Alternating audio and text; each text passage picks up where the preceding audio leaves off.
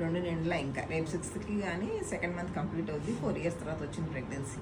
So దానికి ఇచ్చిన మందులు బ్లడ్ టెస్ట్లు అన్నీ నార్మల్గానే ఉన్నాయి. కంటిన్యూ తీసుకోవాల్సిన ఫుడ్ ఏంటంటే మంచిగా ఎక్కువగా ఆకుకూరలు తినాలి, ఫ్రూట్స్ బాగా తీసుకోవాలి. నువ్వు లావ్ అవ్వకుండా బేబీకి మాత్రమే అందాలి అంటే రైస్ తగ్గించి తీసుకోవాలి. కార్బోహైడ్రేట్ డైట్ తక్కువ తిని విటమిన్స్ మినరల్స్ ఉన్నాయి, ప్రోటీన్ ఉన్నాయి ఎక్కువ తీసుకోవాలి. ప్రోటీన్ అంటే చిక్కుళ్ళు, గోయి, రాజ్మా ఇలాంటివి ఏమైనా తినొచ్చు, సరేనా. తర్వాత ఫ్రూట్స్ ఎక్కువ లిక్విడ్ రూపంలో జ్యూసెస్ రూపం కానీ, బటర్ మిల్క్ కానీ, ఓఆర్ఎస్ కానీ ఏదైనా సరే ఒక 3 liters దాకా ఉండేట్టు చూసుకోవాలి.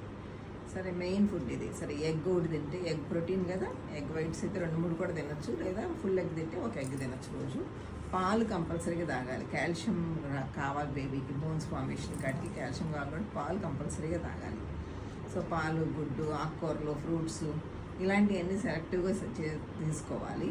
తర్వాత డ్రై ఫ్రూట్స్ కూడా తినొచ్చు కొద్దిగా.